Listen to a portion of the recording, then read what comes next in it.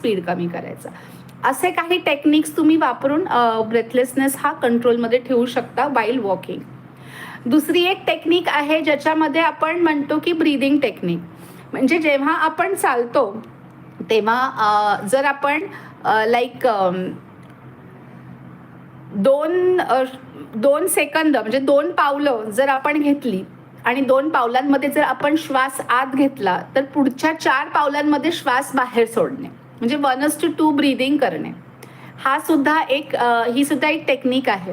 ही technique even आपण जिने चढताना सुद्धा ही टेक्निक आपण वापरू शकतो. म्हणजे काय की जिने जेव्हा आपण चढतो तेव्हा 2 पावलं जर आपण 2 स्टेअर्स जर आपण घेतल्या 4 सेकंदाला किंवा 4 ब्रेथ्समध्ये, तर पुढचे 4 जे जिने आहेत किंवा स्टेअर्स आहेत ते 8 सेकंदामध्ये 6 ते 8 सेकंदामध्ये आपण एक्झेल करायचं.